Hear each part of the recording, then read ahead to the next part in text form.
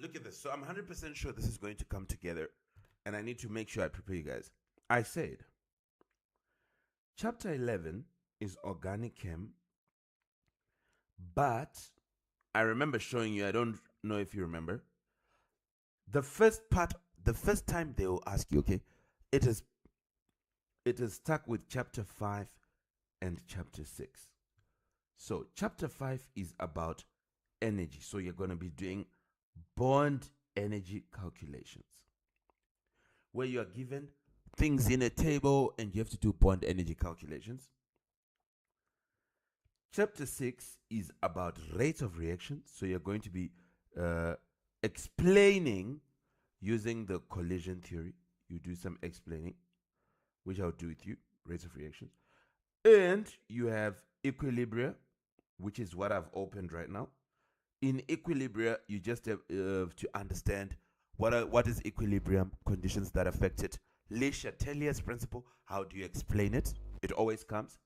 And then you do the important equilibrium reactions so that you know their conditions and their process, which is the Haber process and the contact process. Do you hear me? Students?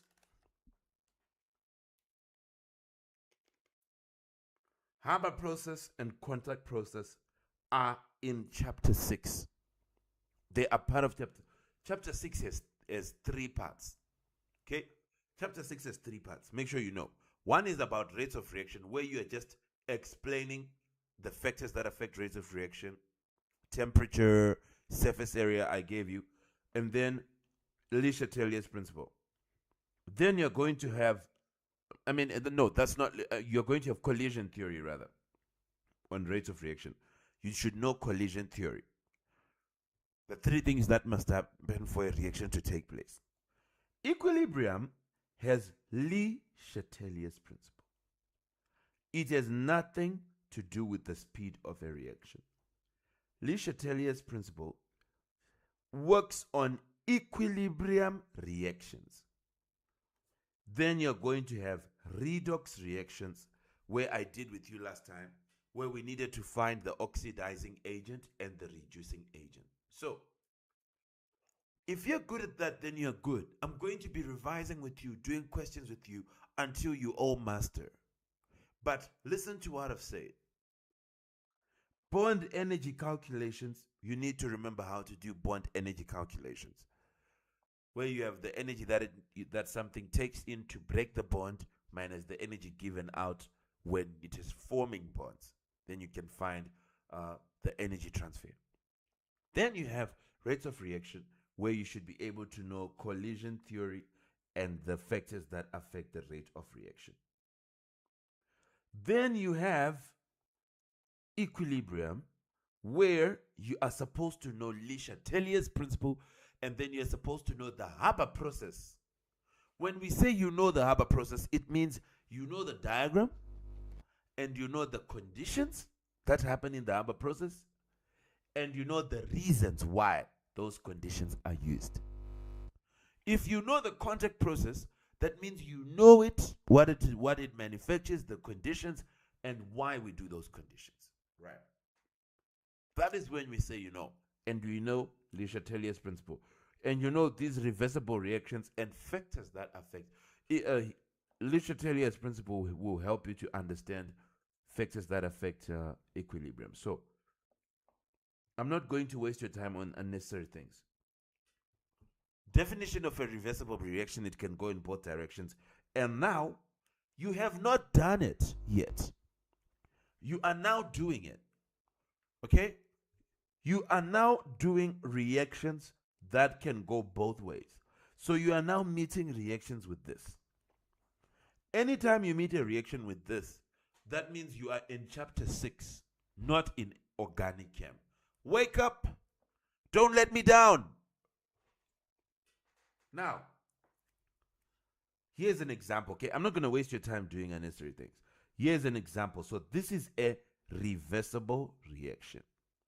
Because it is a reversible reaction, this reaction does not finish. There is no point in which you will say the reaction is finished. You'll be lying. Reaction never finishes. Really? Yes. What is to finish?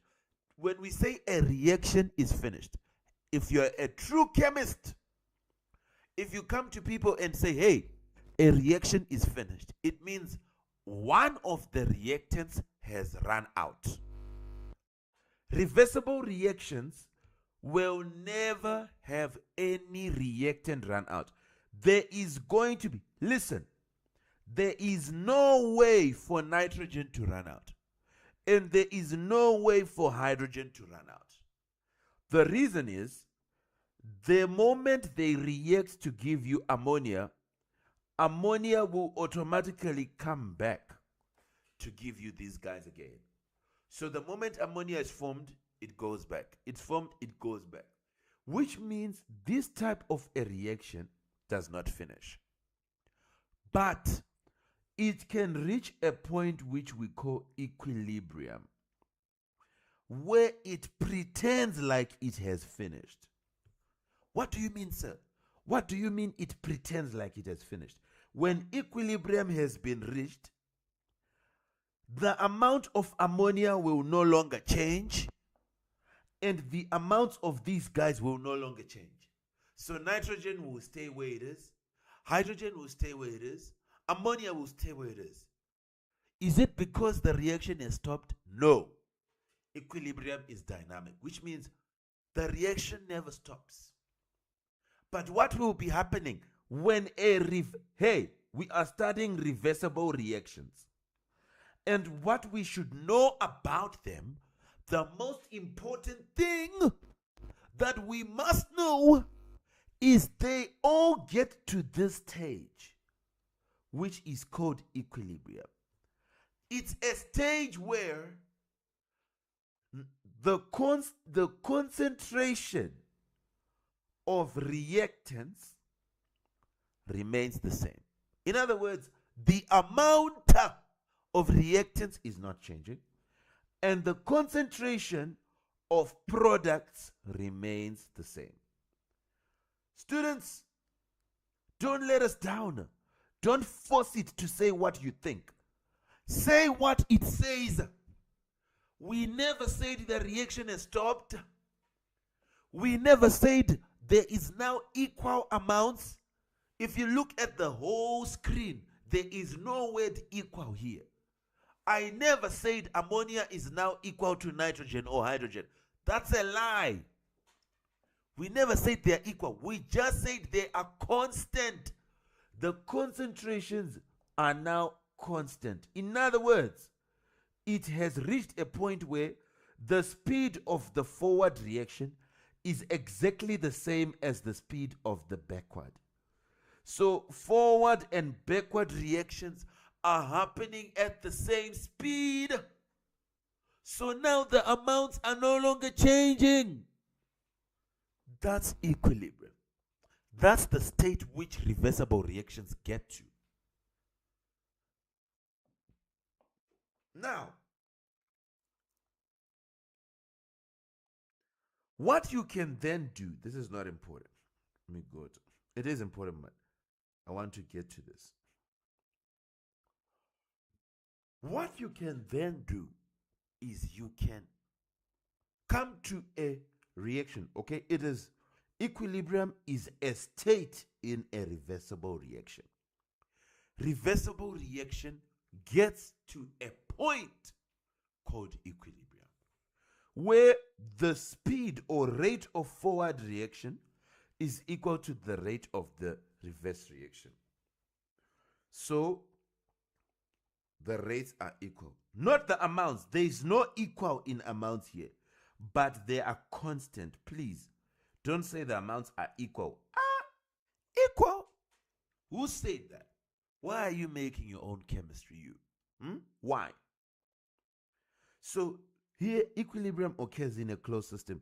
In this state which we are saying a reversible reaction, it can't finish, but it gets to this state. It's a state where the forward reaction is exactly equal to the rate of the backward reaction. And this only happens if you are not tampering with the reaction.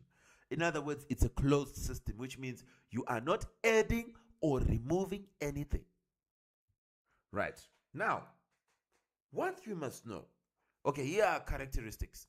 Equilibrium, we said concentrations are constant. So you will get marks if you say that. It happens in a closed system. The forward rate is equal to the backward rate. The only time we want to see the word equal is when you're talking about the rate. The speed of the forward reaction is equal to the speed of the backward. The concentrations of reactants and products remain constant. Nothing is changing. Okay. But reaction is continuing. If you look inside, you actually see things reacting.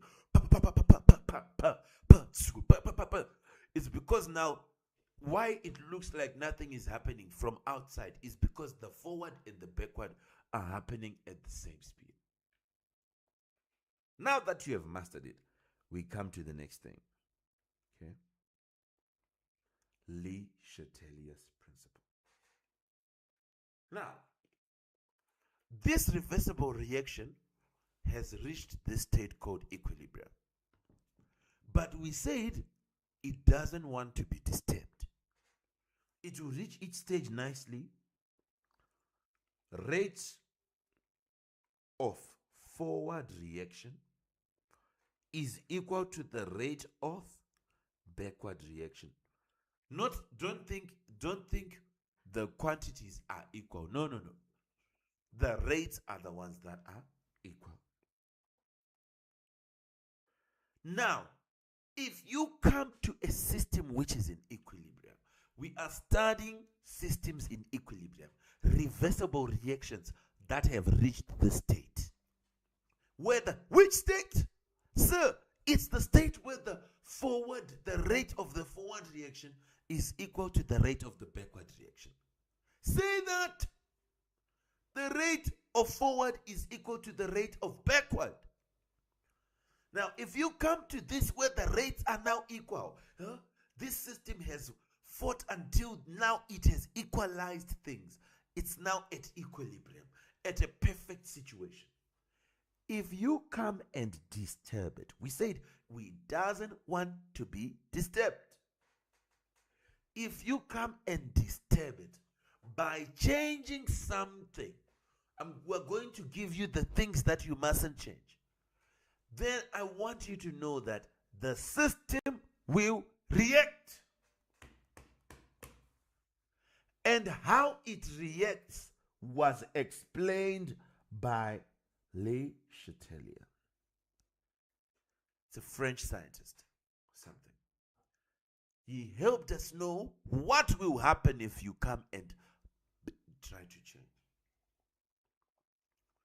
He summarized what will happen by saying, Le Chatelier's principle says this: when a system at equilibrium is disturbed, he is telling us what will happen if you disturb the system.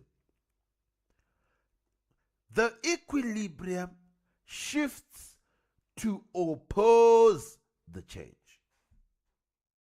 You come and you change, the equilibrium will fight. It will try to reduce the effect of that change. So the equilibrium will shift to oppose the change. In other words, the system will look for a new equilibrium by trying to go against what you have done. Here are the things that you can use to disturb equilibrium. We know that the system will fight this, but here are some things that we can use. Right. Let's look at this. Does the equilibrium. Temperature, pressure, concentration. Temperature, pressure, concentration. These three, if you change them, if you come to a system at equilibrium and you change the temperature, you have disturbed it. If you change the pressure, you have disturbed it. If you change the concentration, you have disturbed it. For pressure, it will be for gases, obviously. Okay. if you change the pressure of a reaction which has gases, once you come and you change the pressure of those gases, you increase that pressure. How do you increase pressure? You reduce the size of the container. You squeeze that container. You'll be reducing the pressure.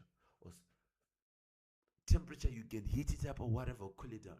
Concentration, you can add things into that reaction vessel. Once you do it, you have disturbed it. And because you have disturbed it, the system will shift. How will it shift, say?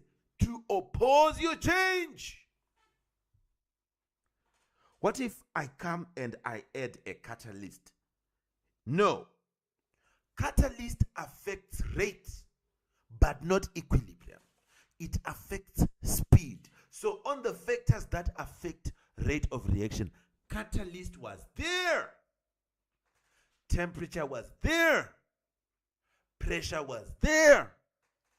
Concentration was there. And there was a fifth one, which was surface area.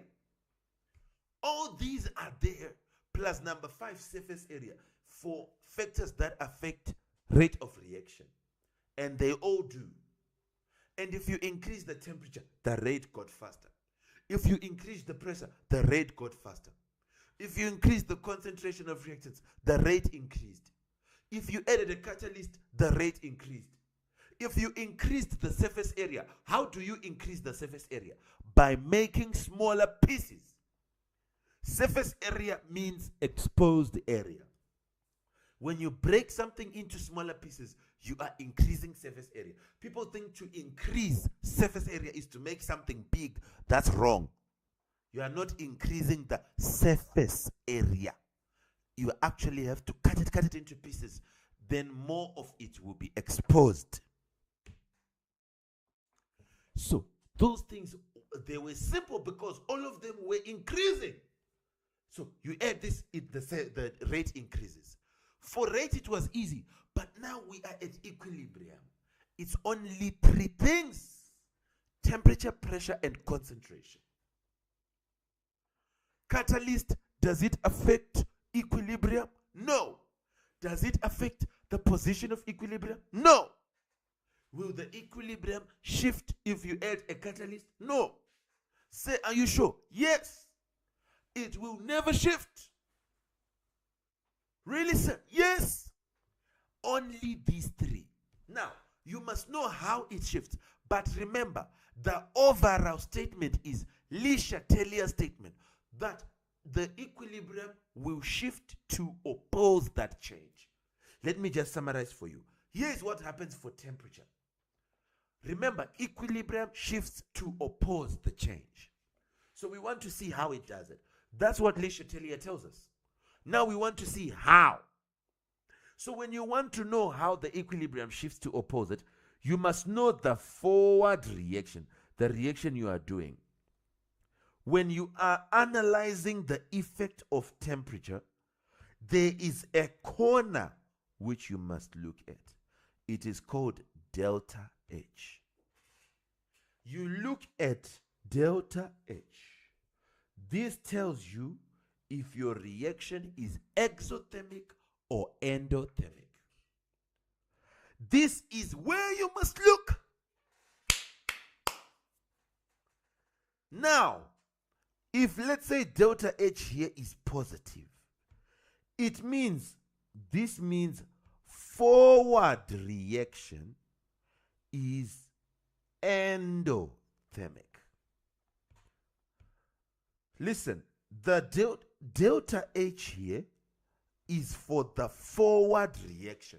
But remember, there is also a backward. So the forward reaction is the one that moves with this sign. Remember, positive delta H means endo. So which one is endo? We know that positive means endo. Negative is the enemy, is the exo, the one which releases heat. So positive is endo. Which one? The forward one. So the forward reaction is endo. So, and if delta H is negative, forward reaction is exo. So see what forward reaction is. Is it endo or is it exo? Then you now listen to what happens. Here's what happens. If temperature increases, if you come to a system which is at equilibrium, it's nicely at equilibrium, then you increase the temperature of that system. It will shift. But remember, it will shift to oppose the change, according to Le Chatelier. So how do you oppose an increase in temperature?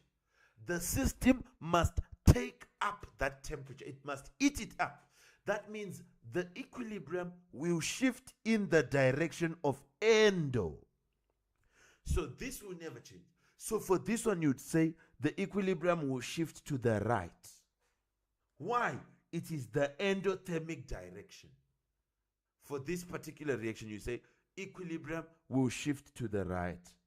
Why, sir, does the equilibrium shift to the right? Because it has to shift in endo. You have increased the temperature.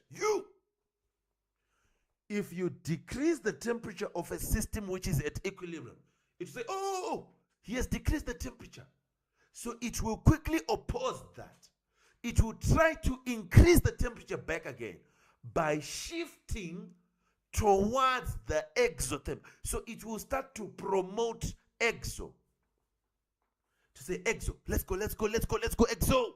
Because it knows what you have done and it's fighting that. So the equilibrium will shift in the exothermic direction to fight that. So temperature is about which direction is endo, which is exo. If you increase temperature, it will shift towards endothermic. If you decrease temperature, it will shift towards exothermic direction. Are we all together? What about pressure? Pressure has nothing to do with endo or exo, but it has everything to do with number of moles. Look at the Haber process. You have hydrogen, which is 3, plus nitrogen, forming 2NH3.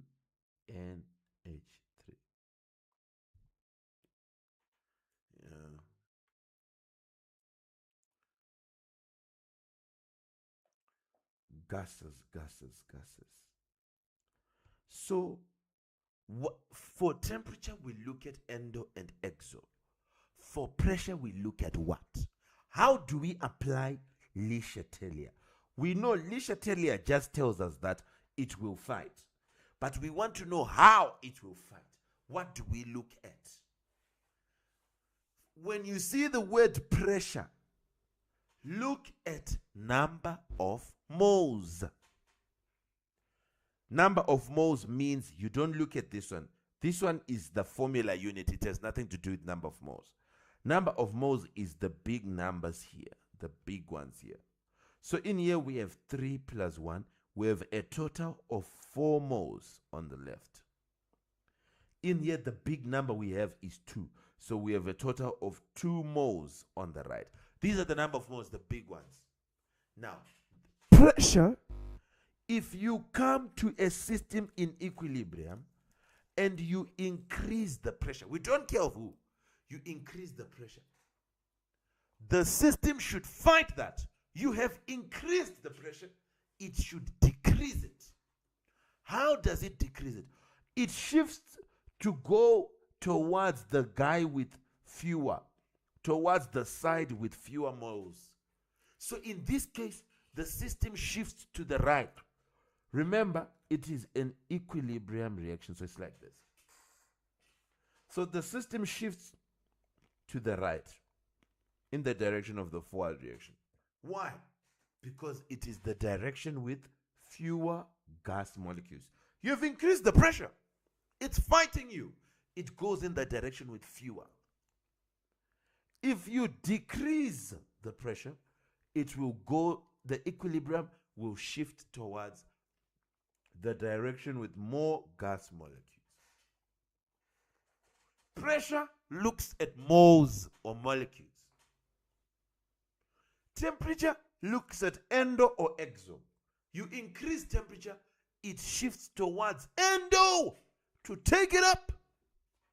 You decrease temperature, it shifts towards exo to put out the temperature, put more temperature. If you increase the pressure, it goes in the direction of fewer gas molecules. So when you see the word pressure in equilibrium, look where you have fewer moles, fewer molecules. Don't let me down now. Exactly. All right. Now, last one is concentration, the easiest one. Concentration has nothing to do with moles or endothermic or what. No, no, no. Concentration is simple. Listen to what it does. Concentration. If you increase the concentration on the left, it will shift to the right. So it's that simple. Let's say you have A, B, C, and D. If you come and increase concentration of A, where is A? On the left, so it will move to equilibrium or shift to the right. If you come and increase equilibrium of concentration of C, it will shift to the left because C is at the right. It will just go opposite where you have increased concentration. So if you increase a reactant, it will shift to the right in the other direction. Okay? You increase A, it will shift to the right to the other guy to also increase him. You increase C, it will shift here to also increase the other ones. If you decrease A, it will come now. That's what you must know. Increasing, it will fight you and go to the other side. Whatever. Decreasing, it will fight you by coming where you are. So you decrease a reactant, it will shift to increase the reactant again. So it will shift towards the left. Although that rarely happens. Good. What about catalyst? This is a bad diagram. Ignore it. I'll show you a better one. Catalyst does not affect equilibrium. It just affects how fast a system gets to equilibrium. It has nothing to do with shifting. Don't ever say the word catalyst and the word shift in the same line. Catalyst does not shift the equilibrium. No way. It just it allows equilibrium to be reached faster. How is it that the catalyst does not shift equilibrium? Because it will support both sides. It's fair. It increases both reactions. Anyway, now you need to know the Haber process, the raw materials, the diagram, and you must know the conditions. These three conditions. That is what we say you must know and answer. So when we say you know, you now know Le Chatelier and you know the three conditions that affect equilibrium. Last, which people should know, is Haber process, the conditions, and why they are. Why 200 atmospheres? Here are the reasons. Why ion? Here are the reasons. Ion is a catalyst. And then you have recycling. Then contact process. Here what it is. The stages of the contact process and the reactions that happen and some conditions at each stage. Why? The temperature for it. Why? The pressure. Only 2 atmospheres. Why? You must know the reasons and you'll be done.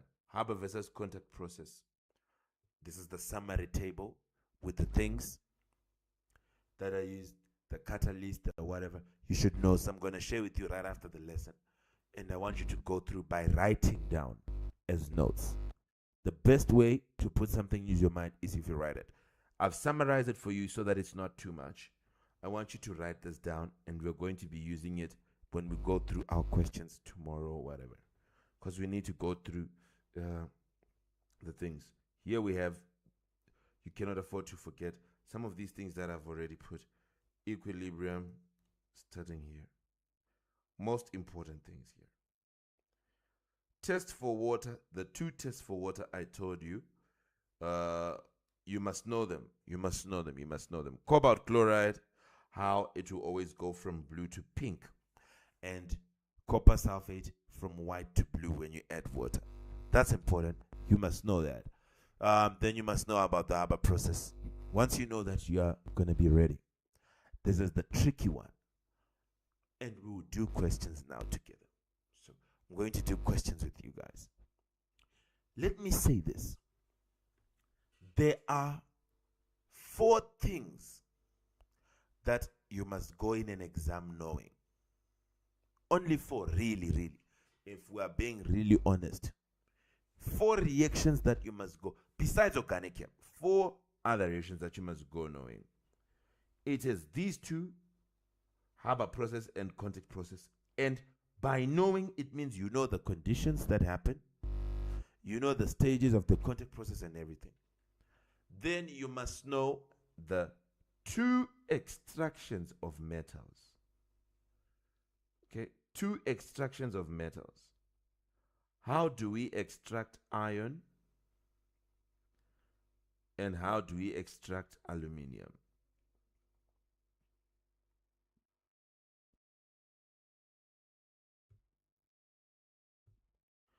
Iron from hematite, aluminium from bauxite. If there's something you don't know on these 4, then you have a weakness which can cost you. Because when these things come in the exam, they carry a lot of marks.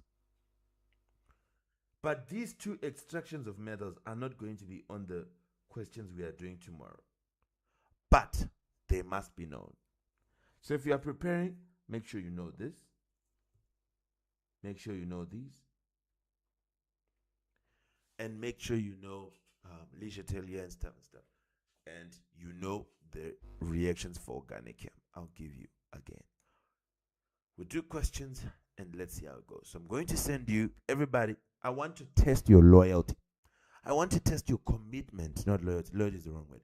I want to test your commitment to this.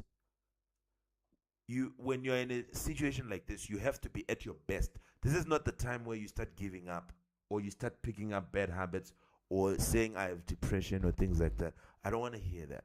This is the time where you rise. Be strong.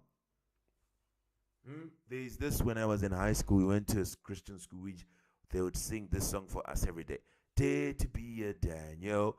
In other words, they were saying, rise, be strong.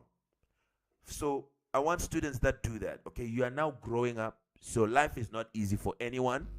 It's not easy for your parents. It's not easy for anyone. Everybody has to work, right? It starts now. I want you to show up for lessons, balance your schedules, do all the work you're supposed to be doing, lock in, sleep less, only 3 months, and your life, and you're on holiday. You're going to have the longest holiday of everybody. So that is why you work more than anybody. You're going to close earlier than everybody. You're going to have a longer holiday than everybody. So you can do it. Okay? You can do it. I'll give you these. Please go through this. Conditions and reasons why. What are the conditions and what are the reasons why? And you should see the diagram for the Haber process and be good at it.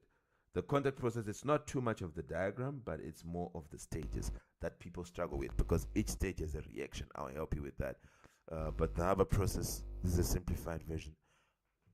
I'll need you to just go through it and we'll see how it goes. Anyone with a question?